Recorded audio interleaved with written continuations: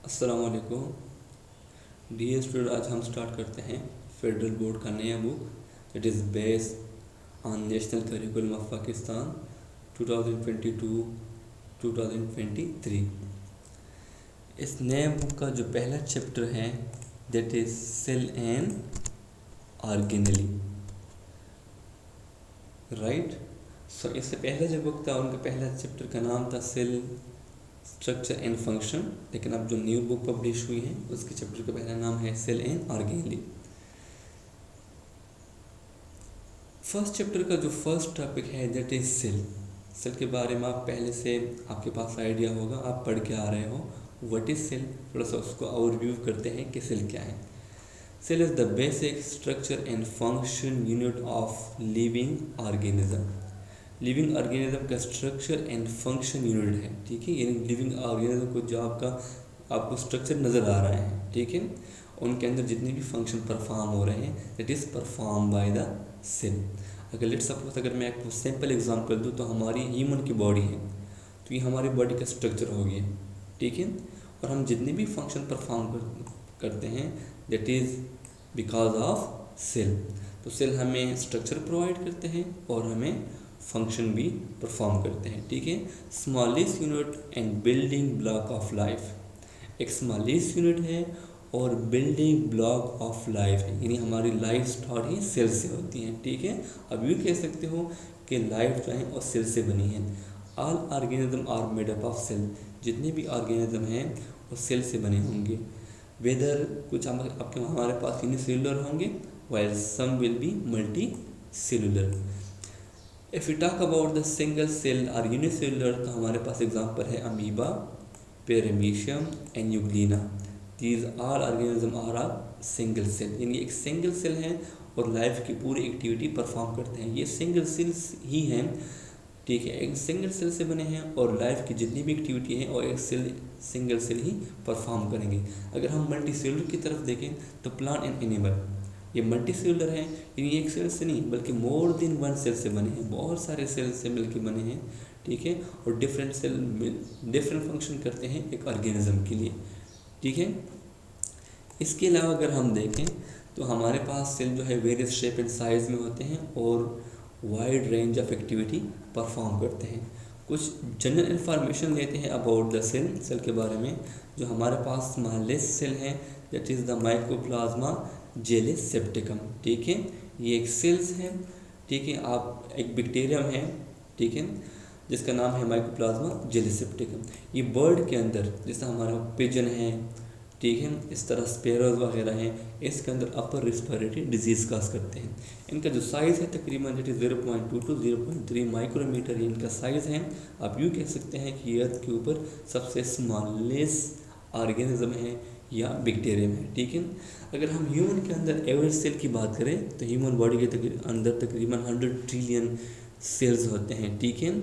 और जनरली अगर हम बात करें तो तकरीबन एक डॉट को बनाने के लिए, ठीक है, लेट्स सपोज अगर आपके पास ये एक डॉट है, ठीक है, तो ये एक डॉट को बनाने के लिए तकरीबन आपको ऑलमोस्ट 50 सेल की रिक्वायरमेंट होती है, ठीक है। यानी एक डॉट के अंदर तकरीबन ऑलमोस्ट 50 सेल आ सकते हैं, ठीक है।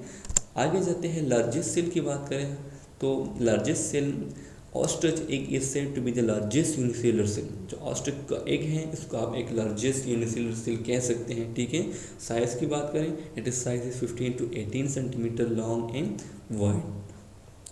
No come toward the largest smallest cell in human body. अगर ह्यूमन बॉडी में लार्जेस्ट और स्मॉलेस्ट सेल की बात करें तो ह्यूमन बॉडी में फीमेल की बात करें, फीमेल में सबसे जो स्मॉलेस्ट सेल्स हैं, ठीक है, सॉरी लार्जेस्ट सेल है दैट इज़ द ओवम, ठीक है, जो कि फीमेल गीमीट है और ओवा है, ठीक है। तो ये फीमेल बॉडी के अंदर सबसे लार्जेस्ट सेल है और इसका साइज़ तकरीबन है 0.1 मिलीमीटर एंड डायमीटर। तकरीबन इनका ये इतना साइज़ है।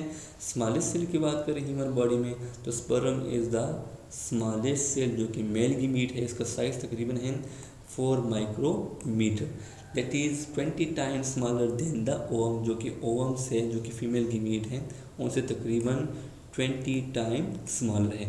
लॉन्गेस्ट सेल की बात करें तो हमारी बॉडी के अंदर जो नर्व सेल होते हैं वो सबसे लॉन्गेस्ट सेल होते हैं, और कुछ न्यूरॉन जो है तकरीबन ये रीच करते हैं लेंथ ऑफ द 3 फीट, यानी कभी कभार कुछ ऐसे न्यूरॉन सेल भी होते हैं जो कि तकरीबन 3 फीट तक एलोंगेट कर सकते हैं। अगर हम 9 सेंटीमीटर में बात करें तो इनके तकरीबन 90 सेंटीमीटर ये इनका तकरीबन साइज़ बनता है। तो डियर स्टूडेंट, आपके पास आपने देख लिया जो हमारे पास ह्यूमन बॉडी के अंदर लार्जेस्ट सेल हैं, it is the female gamete जो कि ओवम है। इसके अलावा जो स्मॉलेस्ट सेल हैं ये मेल के अंदर दैट इज स्पर्म है, ठीक है। और इसके अलावा जो लॉन्गेस्ट सेल हैं तो ये हमारे पास नर्व सेल है, और इसका आप ये न्यूरॉन भी कह सकते हैं। सम टाइम कुछ न्यूरॉन जो है अब ये रीच करते हैं up to the length of 3 feet, ठीक है। अच्छा, आगे जाते हैं। No come toward the next topic, that is basic cell जो है कौन से basic property of life perform करते हैं, ठीक है। So movement, living organism movement करते हैं, that movement is may be externally and internally, ठीक है, it is provide by the cell. So living organism move करते हैं और ये मूवमेंट प्रोवाइड करते हैं, इनको कौन, सेल प्रोवाइड करते हैं, ठीक है। इसके अलावा लिविंग ऑर्गेनिज्म रिस्पिरेशन करते हैं, रिस्पिरेशन मीन एनर्जी की प्रोडक्शन करते हैं, ठीक है। इन्वायरमेंट से कुछ चीज़ों को ये क्या करते हैं, कुछ चीज़ों को यूज़ करके ग्लूकोज बनाते हैं और उसी ग्लूकोज की ब्रेकडाउन करते हैं, और फिर इस ब्रेकडाउन की हेल्प से क्या करते हैं, एनर्जी की प्रोडक्शन करते हैं, और उसी एनर्जी को अपनी लाइफ की एक्टिविटी के लिए यूज़ करते हैं। इसके अलावा लिविंग ऑर्गेनिज्म होम्योस्टेसिस परफॉर्म करते हैं, यानी अपने इंटरनल एनवायरनमेंट कंडीशन को स्टेबल करते हैं, मेंटेन रखते हैं, और ये कौन करते हैं, सेल परफॉर्म करते हैं। इसके अलावा लिविंग थिंग ग्रो करते हैं, and that is growth is due to cell. अगर सेल ना होता तो ऑर्गेनिज्म कभी ग्रो नहीं कर सकते। So cell can move and change shape and size. इसके अलावा ऑर्गेनिज्म प्रोड्यूस करते हैं, रिप्रोडक्शन में भी सेक्सुअली और asexually, that is because of cell. इसके अलावा लिविंग ऑर्गेनिज्म एक्सक्रीट करते हैं, रिमूवल ऑफ वेस्ट प्रोडक्ट, अपनी बॉडी से वेस्ट प्रोडक्ट को रिमूव करते हैं, एंड ये जो प्रॉपर्टी है ये भी सेल ही परफॉर्म करती है। इसके अलावा जो न्यूट्रिशन है जो कि बेसिक प्रॉपर्टी ऑफ लाइफ है, ये भी कौन परफॉर्म करते हैं, सेल ही परफॉर्म करते हैं। तो आपने देख लिया कि जितने भी बेसिक प्रॉपर्टी ऑफ लाइफ हैं, all these property are perform by the cell. तो सेल है तो हम हैं, अगर सेल ना होता तो अर्थ के ऊपर कोई लाइफ पॉसिबल ही नहीं होती, ठीक है। No come toward the next topic, that is the cell theory, जो कि बहुत ही इम्पोर्टेंट है और सम टाइम इससे क्वेश्चन भी आ सकते हैं। सो डिटेल में देखते हैं कि सेल थ्योरी क्या है। सेल को डिस्कवर किया था सबसे पहले एक साइंटिस्ट जिसका नाम था Robert Hooke in the year of 1665। Robert Hooke ने सेल को डिस्कवर किया था 1665 में। इस डिस्कवरी किस तरह हुई थी, it is discovered cell while looking a thin slice of cork. उन्होंने उस ज़माने में एक हैंड मेड माइक्रोस्कोप बनाया था, ठीक है, और उसी माइक्रोस्कोप से वो क्या दिख रहा था, स्लाइस ऑफ कॉर्क, यानी लकड़ी का एक टुकड़ा था, ठीक है। इस तरह बोतल के ऊपर एक कॉर्क होते हैं, उससे थोड़ा सा एक स्लाइस लिया और उसी स्लाइस को उन्होंने अपने हैंड मेड माइक्रोस्कोप के अंदर क्या किया, ऑब्जर्व किया। जब उन्होंने उस स्लाइस को ऑब्जर्व किया तो उसको उस स्लाइस में कुछ बॉक्सेस और हनी कम लाइक स्ट्रक्चर नज़र आए, ठीक है। और जो ये हनी कम लाइक स्ट्रक्चर हैं, ठीक है, आप इस तरह ये देख सकते हो इसी स्ट्रक्चर में, ये वाले स्ट्रक्चर, राइट, ये वाले जो स्ट्रक्चर हैं आप ये देख सकते हो, ठीक है। ये कुछ हनी कम लाइक स्ट्रक्चर है, ये स्पेसेस हैं, ठीक है। तो इस थिन स्लाइस के अंदर उन्होंने इस तरह के स्पेसेस देखे, राइट। उसी स्पेसेस से उनको जो मोनेस्ट्री है, जो उनकी इबादतगाह है, उनके अंदर कुछ स्मॉल रूम्स थे, वो उसको उस टाइम पे याद आ गया, ठीक है। तो इसी स्मॉल जो ये आपको स्पेसेस नज़र आ रहे हैं, उसी को उन्होंने नाम दिया सेल का। तो डियर स्टूडेंट, आप यूँ कह सकते हैं कि जो सेल है, सेल का आप मतलब रूम ले सकते हो, एक स्पेस ले सकते हो, और ये नाम इसको इस तरह पड़ा था कि रॉबर्ट हुक को इस स्पेसेस से जो मोनेस्ट्री के अंदर स्मॉल रूम है वो उस टाइम पे याद आए, और उसी स्मॉल रूम के बेसिस पे उन्होंने ये कहा था कि ये जो आपके पास स्पेसेस हैं इसको उन्होंने नाम दिया सेल का, ठीक है। तो जो थिन स्लाइस ऑफ कार्ड था उसको उसके अंदर इस तरह के स्पेसेस नज़र आए, उस स्पेसेस को उन्होंने नाम दिया था सेल का। ठीक है, तो ये तो कुछ डिस्कवरी अबाउट सेल, किस तरह से को डिस्कवर किया गया था। अब एक और साइंटिस्ट है जिसका नाम है एंटोन वैन लीeuwenhoek। In 1673 use a hand made microscope to observe the ponds scum. उन्होंने भी एक अपना हैंड मेड माइक्रोस्कोप बनाया था। उन्होंने क्या किया था, जो कड़ा पानी है पानी का उसी कड़े पानी के जो अपर लेयर है उससे थोड़ा सा सैंपल लिया और उसने उनको स्टडी किया। स्टडी करने के बाद उनको उसमें कुछ सिंगल सेल ऑर्गेनिज्म नज़र आए। ठीक है, और उस ऑर्गेनिज्म को उन्होंने नाम दिया एनिमल क्यूलस का। ठीक है, इसके अलावा उन्होंने आल्सो ऑब्जर्व किया ब्लड सेल फ्रॉम फिश से उन्होंने ब्लड को ऑब्जर्व किया, बर्ड से ऑब्जर्व किया, फ्रॉग से ऑब्जर्व किया, डॉग एंड ह्यूमन से। उन्होंने भी जो रॉबर्ट हुक ने कहा था कि ये कुछ स्पेसेस से मिल के बने हैं, उन्होंने भी वाकई में इसके ब्लड के अंदर कुछ स्पेसेस को ऑब्जर्व किया। ठीक है, उन्होंने भी कहा कि फिश और बर्ड, फ्रॉग, डॉग वगैरह के ब्लड के अंदर सेल प्रेजेंट होते हैं। ठीक है, फिर डेवलपमेंट ऑफ सेल थ्योरी किस तरह हुई। एक जर्मन साइंटिस्ट था जिसका नाम था मैथियस श्लीडन। इन 1838 में उन्होंने प्लांट के डिफरेंट पार्ट को स्टडी किया। स्टडी करने के बाद उन्होंने ये ऑब्ज़र्व किया कि प्लांट के जितने भी पार्ट हैं जो उन्होंने ऑब्ज़र्व किए हैं वो सेल से बने हैं। इसके अलावा एक और साइंटिस्ट है 1839 में जर्मन फिजियोलॉजिस्ट थियोडर श्वान ने क्या किया, श्वान ने एनिमल के टिश्यू को ऑब्ज़र्व किया और उन्होंने भी ये कहा कि एनिमल के जो टिश्यू हैं वो सेल से मिल के बने हैं। अब डेवलपमेंट ऑफ सेल थ्योरी किस तरह हुई। ठीक है, उन्हीं का एक थर्ड साइंटिस्ट है जिसका नाम है रुडोल्फ विर्को। रुडोल्फ विर्को ने भी क्या किया था, रुडोल्फ विर्को ने भी ये ऑब्जर्व किया था कि जो न्यू सेल हैं वो डिवाइड होते हैं, अराइज होते हैं from the division of the pre existent cell. यानी जो न्यू सेल होते हैं वो ऑलरेडी सेल से ही अराइज होते हैं।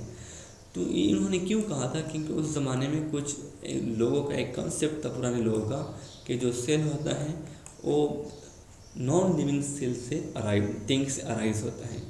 ठीक है, तो उन्होंने उस टाइम पे ये जो कंसेप्ट था, एंशिएंट कंसेप्ट था कि सेल जो है वो नॉन लिविंग थिंग से अराइज होता है, उन्होंने इस चीज़ को डिस्प्रूव किया। यानी एक थ्योरी थी जिसका नाम था एबायोजेनेसिस को उन्होंने डिस्प्रूव किया। ठीक है, रुडोल्फ विर्को ने उन्होंने ये कहा कि जो सेल है वो डिवाइड होता है, अराइज होता है from division of the pre existing cell. जो ऑलरेडी प्रेजेंट सेल हैं वही डिवाइड होते हैं और उसी से की डिवीजन से ही नए सेल बनते हैं। Right, no. अब सेल थ्योरी की कंप्लीशन किस तरह हुई, इन तीनों साइंटिस्ट के ऑब्जर्वेशन से एक सेल थ्योरी बनी। ठीक है, इसके 3 बेसिक कंपोनेंट हैं। ये है, number first, the cell is the basic unit of life in all living thing. जितनी भी लिविंग थिंग हैं वो सेल से मिल के बने हैं। All organism are compose of 1 और मोर सेल। जितनी भी ऑर्गेनिज्म हैं या तो एक सेल से बने होंगे या ज़्यादा सेल से बने होंगे, मोर देन 1 सेल से बने होंगे।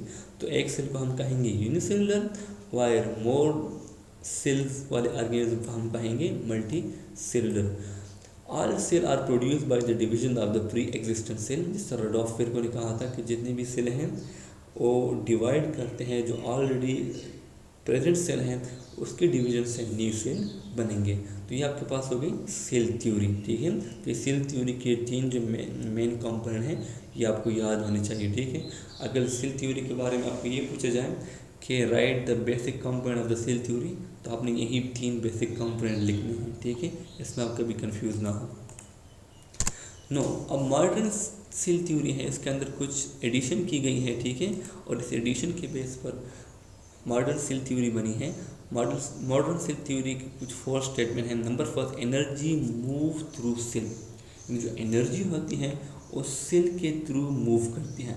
आप यूँ कह सकते हैं कि जो एनर्जी की प्रोडक्शन होती है वो सेल के अंदर होती हैं। ठीक है, यानी इस तरह इलेक्ट्रॉन ट्रांसपोर्ट चेन है, इसके अलावा जो प्रोटॉन ग्रेडियंट हैं, रिडॉक्स रिएक्शन वगैरह हैं, ये सारे जो रिएक्शन हैं ये सेल के अंदर ही होती हैं। तो सेल की जो प्रोडक्शन है, एनर्जी की जो प्रोडक्शन है वो सेल के अंदर होती हैं। ठीक है, जो कि किसी भी लिविंग ऑर्गेनिज्म के सर्वाइवल के लिए बहुत ज़्यादा ज़रूरी है। और इसी एनर्जी फ्लो की वजह से बॉडी के अंदर जो एसेंशियल प्रोसेस है लाइक मेटाबॉलिज्म, ग्रोथ है, इसके अलावा होम्योस्टेसिस है, रिस्पिरेशन है, transport of molecule across the membrane, this is because of energy move through cell. ये जो स्टेटमेंट है इसी की वजह से होती है, ठीक है।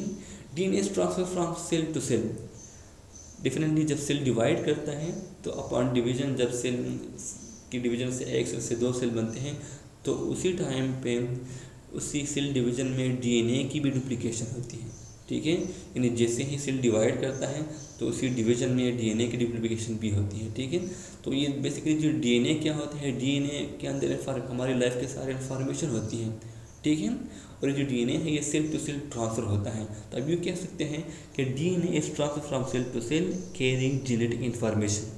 इसी डीएनए के अंदर हमारी जेनेटिक इन्फॉर्मेशन होती है और ये इसी जेनेटिक इन्फॉर्मेशन को भी सेल टू सेल ट्रांसफ़र करता है, ठीक है। All cell are basically the same in chemical composition. जितनी भी सेल्स है बॉडी के अंदर, यानी हमने इससे पहले मैंने आपको पढ़ाया था कि ह्यूमन बॉडी के अंदर तकरीबन 100 ट्रिलियन सेल होते हैं, ठीक है। ये 100 ट्रिलियन सेल्स अगर इनको हम उठाएं, इनके हम केमिकल कंपोजिशन देखें तो इन सब का केमिकल कंपोजिशन सेम है।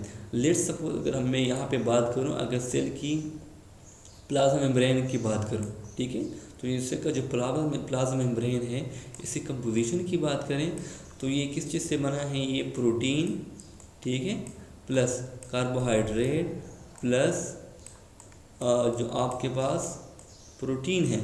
तो ये कंपोजिशन सब सेल्स की प्लाज्मा मेम्ब्रेन की एक जैसी होगी, इसके अंदर कोई डिफरेंसेस नहीं है, ठीक है। आपको मैंने एक छोटा सा एग्जांपल दे दिया। जितने भी सेल हैं उन सब की केमिकल कंपोजिशन सेम है और उनके अंदर सेम मेटाबॉलिक एक्टिविटी होती है, सेम रिएक्शन सब के अंदर परफॉर्म होती हैं। Number 4, cell actively depend upon the activity of the cell cellular structure with in the cell. Cell की जो एक्टिविटी है वो डिपेंड करती है सब सेलुलर स्ट्रक्चर के ऊपर, यानी उसके अंदर जो ऑर्गेनली है उसके फंक्शन के ऊपर डिपेंड करते हैं, ठीक है। तो ये आपके पास हो गई modern cell theory. No come toward the validation of the cell theory, ठीक है। यानी वैलिडेशन, इसको किस तरह हम प्रूफ कर सकते हैं सेल थ्योरी को। So cell remove from the tissue can survive independently for short period of time. हमने कहा था कि cell is the basic structure and smallest unit of life, ठीक है। तो इसको हम किस तरह प्रूफ करते हैं, तो हम कुछ टिश्यूज़ को लेंगे और उससे सेल को क्या करेंगे, सेपरेट करेंगे, ठीक है। जब सेपरेट करेंगे तो हम देखेंगे कि जो सेल हैं वो शॉर्ट पीरियड ऑफ टाइम के लिए इंडिपेंडेंटली सर्वाइव करते हैं, जिससे हमें ये पता चलता है कि ये cell is the smallest unit of life, ठीक है, यानी सेल प्रेजेंट है। Nothing smaller than a cell has been found to be able to live independently. Cell से छोटा यूनिट हमें ऑर्गेनिज्म के अंदर नज़र नहीं आया, तो ये भी वैलिडेशन करती हैं, हमारी सेल थ्योरी को क्या करती हैं, प्रूव करती हैं। Experimentally, by Francisco and Louis Pasteur have demonstrated that cell cannot grow in sealed and sterile condition. Experimentally, दो scientist Francisco and Louis Pasteur ने ये प्रूव किया था कि सेल जो है it can not grow in seal and sterile condition. Cell जो है ये सील कंडीशन में यानी बिल्कुल बंद कंडीशन में और स्टेराइल कंडीशन में, ठीक है, ग्रो नहीं कर सकती, ठीक है। स्टेराइल कंडीशन ऐसी कंडीशन जहाँ पर कोई माइक्रो ऑर्गेनिज्म या कुछ आपके पास ऑर्गेनिक मैटर अवेलेबल ना हो, ठीक है। और ये डिस्प्रूव करती है एबायोजेनेसिस थ्योरी को, ठीक है। इन दोनों साइंटिस्ट ने ये प्रूव किया था कि सेल जो है वो सील एंड स्टेराइल कंडीशन में ग्रो नहीं करती। These all point are basically lead toward the validation of the cell theory. जितनी भी पॉइंट आपके पास पॉइंट हैं ये सेल थ्योरी की जो वैलिडेशन है उसको वैलिड करती हैं, ठीक है। कुछ एक्सेप्शन की बात करते हैं, ठीक है, जो कि सेल थ्योरी से डिविएट करते हैं। So virus are acellular have no cell machinery, क्योंकि जो वायरस है वो एसेलुलर है, सेल से नहीं बना है, सो ये सेल थ्योरी से डिविएट करती है, ठीक है। तो इसका हम सेल थ्योरी में डिस्कस नहीं करते। It is consider boundary line between living and non living thing. इसके अलावा इसको हम ना तो लिविंग कह सकते हैं नॉन लिविंग, ना इसको हम नॉन लिविंग कह सकते हैं, ठीक है। ये लिविंग कब होगा, जब इसको होस्ट अवेलेबल होगा। जब ये होस्ट के अंदर होंगे तो ये लिविंग होंगे, जब ये होस्ट से बाहर होंगे तो ये नॉन लिविंग प्रॉपर्टी को एक्सिबिट करते हैं। तो ये सेल थ्योरी से डिविएट करते हैं, ठीक है। इसके अलावा जो वायरॉइड एंड प्रियन है also behave like virus. Viroid जो है ये आरएनए से, कुछ पार्टिकल है जो आरएनए से बने होते हैं। इस तरह प्रियन है जो कि इन्फेक्शियस प्रोटीन है, ये प्रोटीन से बने होते हैं, ये भी वायरस की तरह बिहेव करते हैं, तो ये भी सेल थ्योरी से डिविएट करते हैं। इसके अलावा bacteria and cyanobacteria like organelle, क्योंकि ये ट्रू आपके पास एक यूकैरियोटिक सेल नहीं है, तो ये जो बैक्टीरिया वगैरह है, साइनोबैक्टीरिया है, ये भी सेल थ्योरी से क्या करते हैं, डिविएट करते हैं, ठीक है। तो ये भी सेल थ्योरी की एक्सेप्शन है। इसके अलावा जो आरबीसी है, सीयू ट्यूब है, क्योंकि आरबीसी और सीयू ट्यूब के अंदर न्यूक्लियस नहीं है, तो ये डिवाइड नहीं करते हैं, it can not divide to new cell. तो इस तरह ये सेल थ्योरी, ये भी सेल थ्योरी से क्या करते हैं, डिविएट करते हैं, ठीक है। तो ये भी एक एक्सेप्शन है। Coenocytic hyphae and cell of alga, कुछ सिनोसिटिक हमारे पास हाइपी हैं, ठीक है, हाइफा है, एंड इसके अलावा सेल ऑफ एल्गा है, आपके पास फंजाई है, ठीक है, जो कि सिनोसिटिक है। सिनोसिटिक का मतलब है कि मल्टी न्यूक्लिएटेड है, ठीक है। इसके अलावा जो एलजी है, जिसके एग्जांपल में हमारे पास उचूरिया है, ठीक है, जो कि हमारे पास ये मल्टी न्यूक्लिएटेड है, तो ये भी एक्सेप्शन में आता है, जो कि सेल थ्योरी से डिविएट करते हैं। इसके अलावा कुछ प्रोटोजोन जो है, ये भी एसेलुलर हैं, यानी इसके अंदर ये कंप्लीट सेलुलर डेवलपमेंट इसके अंदर नहीं होती, ठीक है। तो their body are not divide into cell, तो इसको भी हम ये एक एक्सेप्शन है जो कि सेल थ्योरी से डिविएट करते हैं, ठीक है।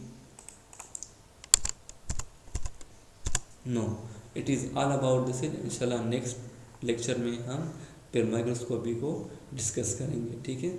डियर स्टूडेंट, अगर इसके बारे में आपको कुछ क्वेश्चन हैं, कुछ आपको क्यूरी हैं, तो आप कमेंट्स में पूछ सकते हैं। Thank you for today's lecture.